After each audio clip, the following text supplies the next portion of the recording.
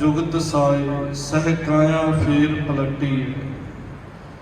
क्योंकि उस वक्त भी लोग इस तरह के सन ते अज दे समय विच भी कुछ इस तरह के हुंदे ने भी जिहड़े कहंदे भी आ महाराज ने नवां ही मोड़ लै आंदा भी गुरु साहब जी माड़ा दी गल करदे करदे शस्त्र चुक ले।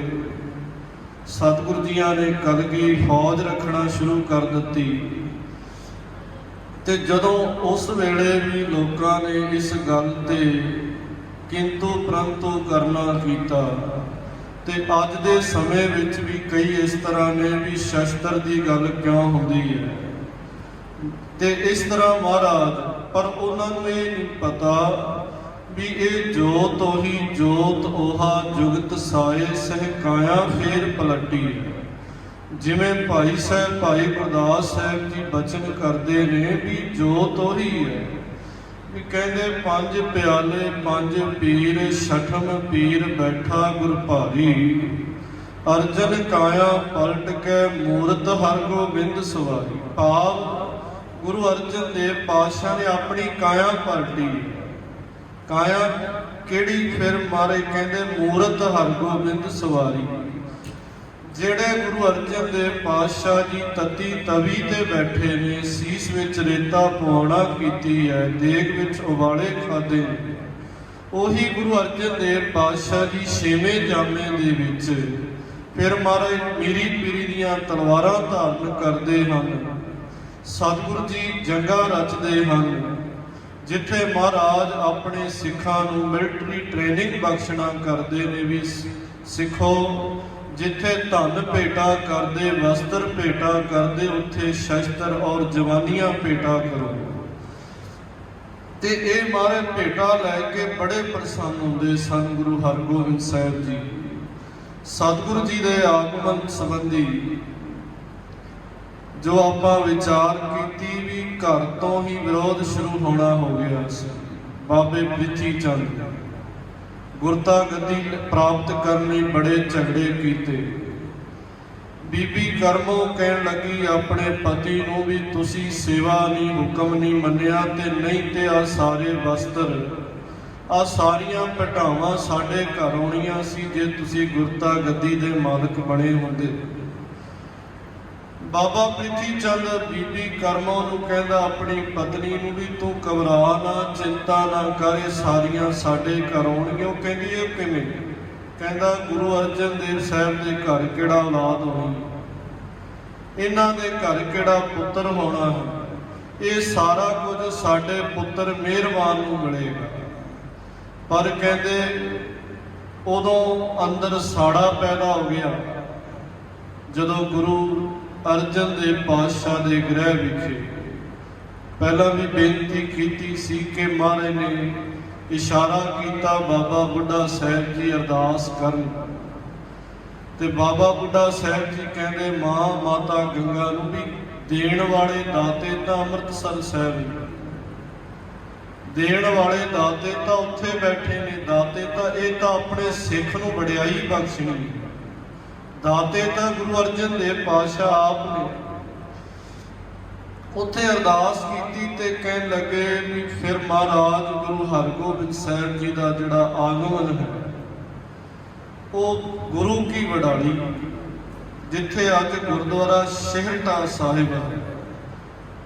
गुरु की वडाली शेहरटा साहिब नाम तां पिया महाराज ने इत्थे 6 हरटां वाला जिहड़ा खूह लवाउणा कीता सी जदों गुरु हरगोबिंद साहब का आगमन हुंदा है गुरु की वडाली दे विच ते संगतां दे भले लई महाराज ने 6 हरटां वाला खूह लवाया गुरु अर्जन देव पातशाह ने।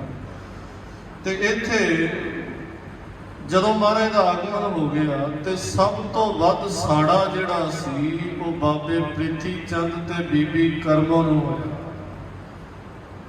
वो कहती भी तुसी तां कहंदे सी भी पुत्र नहीं होएगा घर च संतान नहीं होएगी ये तां उल्ट हो गया। कहंदा तू चिंता ना कर। उन्हें फिर बालक गुरु हरगोबिंद साहब नूं खत्म करन दीआं चालां चलणियां आरंभ कीतियां। एक नहीं बहुत यतन कीते। कदे पंडित नूं जिहड़ा सी उहनूं लालच दे के उहनूं कहा भी बालक नूं दही दे विच जहर मिला के खवाउणा। महाराज दही खवाई जा रही पर गुरु साहब नहीं खा रहे। गुरु हरगोबिंद साहब जी वो धक्के नाल खवाउणा चाहुंदा है पर नहीं खांदे। ते आखिर नूं जदों रोण दी आवाज़ आई ते कहण लगे भी वो महाराज ने फिर ना जिहड़ी दही सी सतगुरु जी कहंदे उस ब्राह्मण नूं भी इन्ना धक्का इन्नी जबरदस्ती क्यों, जे नहीं बालक खा रहा तो रहण दो। वो दही रखी कुत्ते ने जदों खाधी ते कहंदे कुत्ते दी मौत हो। पता लग्या भी दही विच जहर सी। ते महाराज ने उस जिहड़ा ब्राह्मण दा अंत होया ना उहदे सोल उठी, जिहड़ा किसे बारे सोचदा पर उहनूं ये नहीं पता भी मेरा अंत हो जाना, वो ब्राह्मण दे सोल उठी, ब्राह्मण दा अंत होया। दूसरा जिहड़ा वार कीता उहने एक सपेरे नूं लालच दे के जहरीले सप जिहड़े सी उत्थे छड्डणा कीते जिथे बालक गुरु हरगोबिंद साहब जी खेडदे सन। उस थां ते छड्डणा कीते, सप कुਝ ना कर सके ते महाराज ने बचपन विच ही सप दी सिरी नूं फड़ लिया सी। अगली जिहड़ी एक बच्चे जिहड़े खेड रहे सी उहनूं लालच दे के उहदे पिता नूं भी एक मठियाई जिहड़ी सी ਉਹਦੇ ਵਿੱਚ ਜ਼ਹਿਰ ਮਿਲਾ ਕੇ ਉਹਨੂੰ ਇਹ ਕਹਿ ਦਿੱਤਾ ਵੀ ਇਹ ਜਿਹੜੀ ਮਠਿਆਈ ਹੈ ਬਾਲਕ ਹਰਗੋਬਿੰਦ ਨੂੰ ਖਵਾਉਣੀ। ਪਰ ਉਹ ਇਸ ਕੰਮ ਤੋਂ ਵੀ ਇਸ ਯਤਨ ਤੋਂ ਵੀ ਨਾਕਾਮਯਾਬ ਰਿਹਾ, ਸਫਲ ਨਾ ਹੋ ਸਕਿਆ। ਇੱਕ ਨਹੀਂ ਅਨੇਕਾਂ ਖੂਨੀ ਵਾਰ ਜਿਹੜੇ ਸੀ ਬਾਬੇ ਪ੍ਰਿਥੀ ਚੰਦ ਨੇ ਆਪਣੇ ਸਕੇ ਭਤੀਜੇ ਨੂੰ ਖਤਮ ਕਰਨ ਦੇ ਕੀਤੇ, पर कहते वो असफल रहा, भाव कामयाब ना हो सकिया। इधर सतगुरु पातशाह जी गुरु अर्जन देव महाराज जी भाग लाते हैं। सतगुरु पातशाह जी महान कारज करना करते हैं जिथे आप पहला भी जीवन वाचना किया है।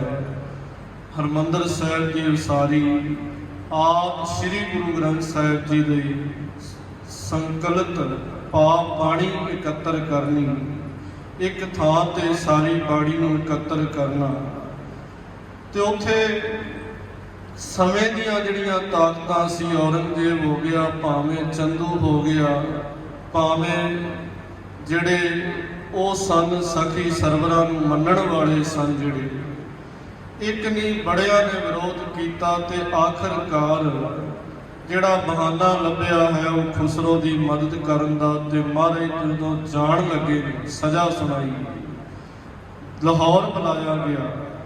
ਸਤਿਗੁਰੂ ਜੀ ਜਾਣ ਤੋਂ ਪਹਿਲਾਂ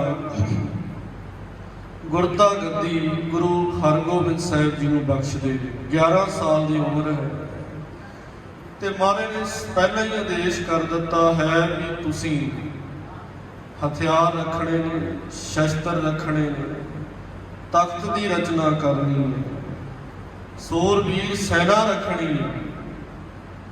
ते ये सारी हदायत सारा उपदेश महाराज ने बख्शिश किया। बाबा बुढ़ा साहब जियां ने गुरु हरगोबिंद साहब जियां नूं सिखलाई देना की, घोड़ सवारी, शस्त्र विद्या, जिन्नी भी विद्या सी वो सारी बाबा बुढ़ा साहब जियां ने सिखाउणा करते ने निगरानी दे विच। क्योंकि महाराज जाण तो पहला, लाहौर जाण तो पहला ये बचन कर दिते सी भी ये आद सिख हन, इन्हां दे हर गल नूं मनना है, प्रवान करना है, कोई भी कारज करना है तो बाबा बुढ़ा साहब जी, क्योंकि वडियाई गुरु नानक साहब जियां ने भी बख्शी है। उत्थे बाकी गुरु साहिबानां ने भी सत्कार किया, सन्मान करना किया है।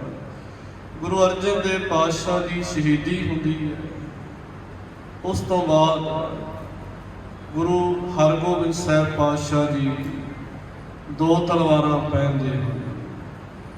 जदों महाराज की शहीदी हो गई उस ਤੋਂ ਬਾਅਦ ਸਤਿਗੁਰਾਂ ਨੇ ਦੋ ਤਲਵਾਰਾਂ ਪਹਿਨੀਆਂ, ਇੱਕ ਮੀਰੀ ਦੀ ਇੱਕ ਪੀਰੀ ਦੀ। ਉੱਥੇ ਦੋ ਢਾਡੀ ਸਨ, ਅਬਦੁੱਲਾ ਤੇ ਨੱਥਾ ਜੀ। ਇਹਨਾਂ ਨੇ ਵਾਰਾਂ ਗਾਈ। ਜਦੋਂ ਮਹਾਰਾਜ ਨੇ ਤਲਵਾਰ ਪਹਿਨੀ ਤਾਂ ਅਕਾਲ ਤਖਤ ਸਾਹਿਬ ਦੀ ਰਚਨਾ ਕੀਤੀ, ਜਿਹਨੂੰ ਇਤਿਹਾਸ ਦੇ ਬਚਨ ਨੇ ਕਹਿੰਦੇ, ਕਿਸੀ ਰਾਜ ਨੇ ਹਾਥ ਲਗਾਇਓ, ਬੁੱਢਾ ਔਰ ਗੁਰਦਾਸ ਬਣਾਇਓ। ਗੁਰੂ ਹਰਗੋਬਿੰਦ ਸਾਹਿਬ ਜੀ, ਬਾਬਾ ਬੁੱਢਾ ਸਾਹਿਬ ਜੀ ਤੇ ਭਾਈ ਗੁਰਦਾਸ ਸਾਹਿਬ ਜੀਆਂ ਨੇ ਸ਼੍ਰੀ ਅਕਾਲ ਤਖਤ ਸਾਹਿਬ ਦੀ ਰਚਨਾ ਕੀਤੀ। ਤੇ ਮਹਾਰਾਜ ਨੇ ਦੋ ਤਲਵਾਰਾਂ ਪਹਿਨੀਆਂ ਤੇ ਇਹ ਆਦੇਸ਼ ਹੁਕਮ ਕਰ ਦਿੱਤਾ ਵੀ ਜਿਹੜਾ ਸਿੱਖ ਆਵੇ, ਜਿੱਥੇ ਪਹਿਲਾਂ ਧਨ ਲੈ ਕੇ ਆਉਂਦੇ, ਵਸਤਰ ਲੈ ਕੇ ਆਉਂਦੇ, ਹੁਣ ਵਧੀਆ ਤੋਂ ਵਧੀਆ ਸ਼ਸਤਰ, ਘੋੜੇ ਤੇ ਜਵਾਨੀਆਂ ਭੇਟਾਂ ਕਰਨਾ। ਇਹ ਹੁਕਮ ਕੀਤਾ ਤੇ ਕਹਿੰਦੇ ਸਿੱਖ ਵਹੀਰਾਂ ਕੱਤ ਕੇ ਆਉਣ ਲੱਗੇ। ਮਾਝੇ, ਮਾਲਵੇ, ਦੁਆਬੇ ਦੇ ਇਲਾਕਿਆਂ ਵਿੱਚੋਂ ਵੀ ਦੂਰ ਦੂਰ ਤੋਂ ਸਿੱਖ 100 500 ਦੇ ਜਥੇ ਆਉਣ ਲੱਗੇ ਗੁਰੂ ਹਰਗੋਬਿੰਦ ਸਾਹਿਬ ਦੀ ਸੈਨਾ ਵਿੱਚ ਭਰਤੀ ਹੋਣ ਲਈ।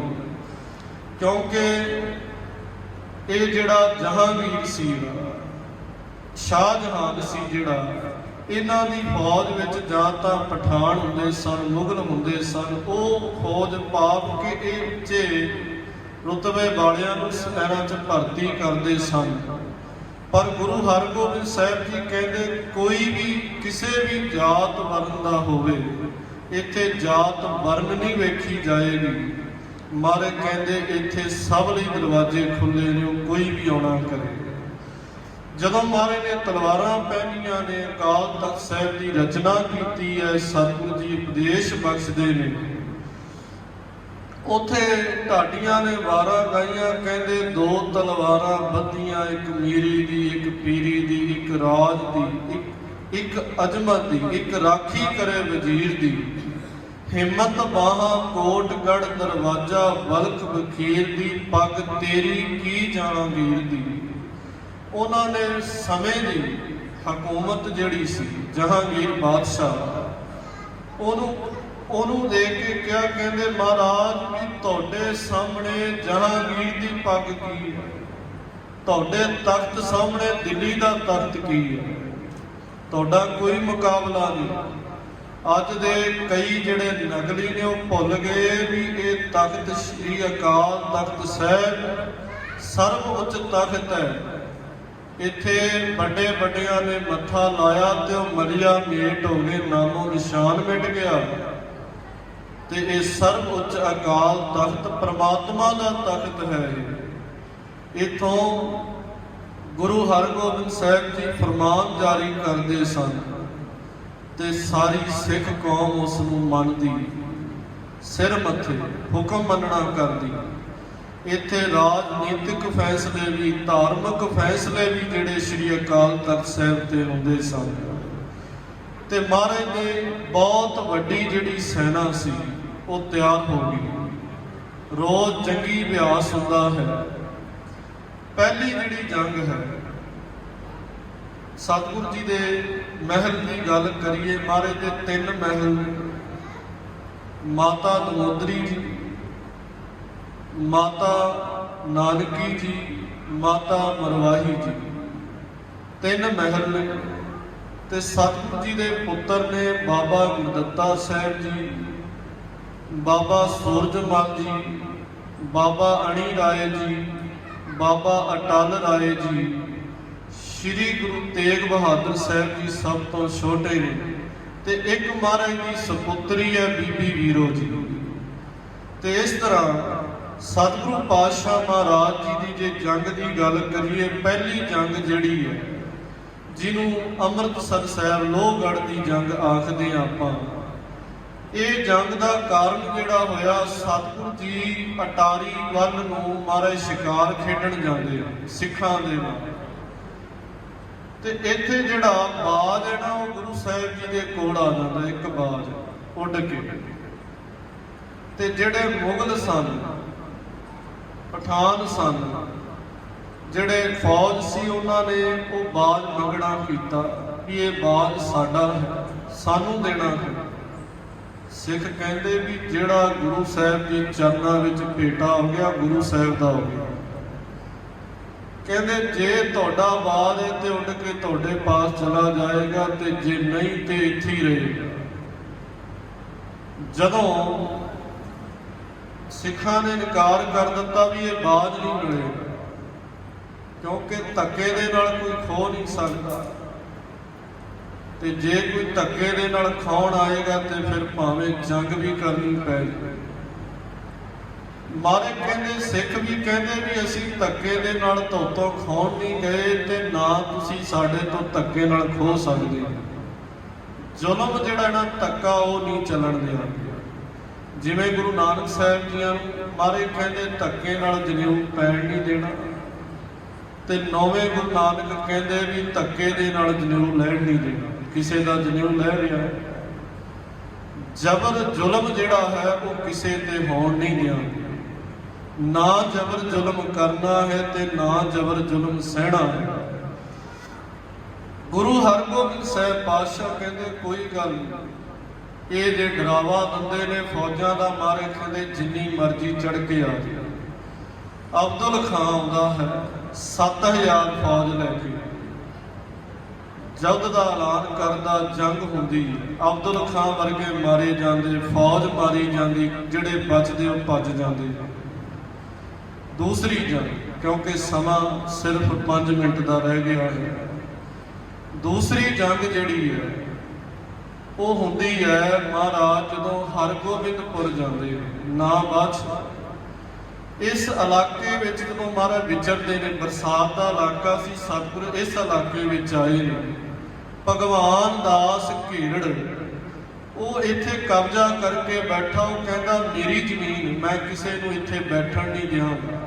ਉਹਨੇ ਜਦੋਂ ਗੁਰੂ ਸਾਹਿਬ ਜੀਆਂ ਨੂੰ ਮਾੜਾ ਕਹਿਣਾ ਕੀਤਾ ਨਾ, ਮਹਾਰਾਜ ਦੀ ਨਿੰਦਿਆ ਕੀਤੀ, ਤੇ ਸਿੱਖ ਜਿਹੜੇ ਉਹ ਗੁਰੂ ਦੀ ਨਿੰਦਿਆ ਸਿੱਖਾਂ ਨੇ ਝਟਕਾ ਦਿੱਤਾ। ਭਗਵਾਨ ਦਾਸ ਘੇਰੜ ਝਪਟ ਹੋਈ ਜਦੋਂ ਭਗਵਾਨ ਦਾਸ ਘੇਰੜ ਦਾ ਜਿਹੜਾ ਪੁੱਤਰ ਸੀ ਰਤਨ ਚੰਦ ਘੇਰੜ, ਉਹਨੇ ਚੰਦੂ ਦੇ ਪੁੱਤਰ ਨੂੰ ਨਾਲ ਲਿਆ,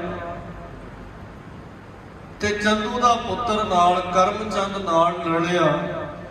ਜਿਹੜਾ ਜਲੰਧਰ ਦਾ ਸੂਬੇਦਾਰ ਸੀ ਉਹਨੂੰ ਨਾਲ ਲੈ ਕੇ 10,000 ਫੌਜ ਆਉਂਦੀ ਹੈ ਹਰਗੋਬਿੰਦਪੁਰ ਦੀ ਜੰਗ, ਤੇ ਕਹਿੰਦੇ ਇਸ ਨੂੰ ਵੀ ਮਲਿਆ ਮੇਟ। ਇਹਦੇ ਵਿੱਚ ਰਤਨ ਚੰਦ ਵੀ, ਕਰਮ ਚੰਦ ਵੀ ਆ, ਤੇ ਇਹ ਵੀ ਮਾਰਿਆ ਜਾਂਦਾ, ਜਲੰਧਰ ਦਾ ਸੂਬੇਦਾਰ ਵੀ। ਤੀਸਰੀ ਜੰਗ ਜਿਹੜੀ ਹੈ ਉਹਦਾ ਕਾਰਨ ਜਿਹੜਾ ਹੁੰਦਾ ਹੈ ਉਹ ਹੈ ਵੀ ਜਿਹੜੇ ਸਿੱਖ ਨੇ ਘੋੜੇ ਭੇਟਾ ਕੀਤੇ ਸੀ। ਜਿਹੜਾ ਲਾਹੌਰ ਦਾ ਨਵਾਬ ਸੀ ਉਹਨੇ ਘੋੜੇ ਕੈਦ ਕਰ ਲਏ ਸੀ ਆਪਣੇ ਪਾਸ, ਤੇ ਬਾਬਾ ਬਿਧੀ ਚੰਦ ਜੀ ਘੋੜੇ ਛਡਾ ਕੇ ਲਿਆਉਂਦੇ ਨੇ। ਪਹਿਲਾਂ ਘਾਈ ਦਾ ਰੂਪ ਧਾਰ ਕੇ, ਫਿਰ ਨਜੂਮੀ ਦਾ ਰੂਪ ਧਾਰ ਕੇ, ਜੋਤਸ਼ੀ ਦਾ ਰੂਪ ਧਾਰ ਕੇ ਜਾਂਦੇ ਨੇ, ਘੋੜੇ ਲਿਆਉਂਦੇ ਨੇ।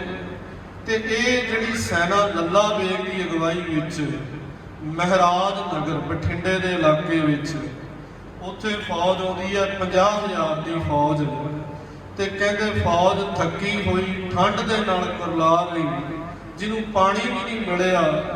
ਲੱਲਾ ਬੇਗ ਵਰਗੇ, ਕਮਰ ਬੇਗ ਵਰਗੇ ਕਹਿੰਦੇ ਇਹਨਾਂ ਨੂੰ ਵੀ ਮਾਰੇ ਨੇ ਝਟਕਾ ਦਿੱਤਾ, ਖਤਮ ਕਰ ਦਿੱਤਾ, ਤੇ ਫੌਜ ਵੀ ਭੱਜ ਉੱਠੀ। ਚੌਥੀ ਜੰਗ ਜਿਹੜੀ ਹੈ ਉਹ ਹੈ ਕਰਤਾਰਪੁਰ ਸਾਹਿਬ ਦੀ ਜੰਗ। ਇਸ ਵਿੱਚ ਪੈਂਦੇ ਖਾਂ ਆਉਂਦਾ ਹੈ, ਪੈਂਦੇ ਖਾਂ ਦਾ ਨਾਲ ਅਸਮਾਨ ਖਾਂ ਆਉਂਦਾ ਹੈ, ਤੇ ਕਾਲੇ ਖਾਂ ਆਉਂਦਾ ਹੈ।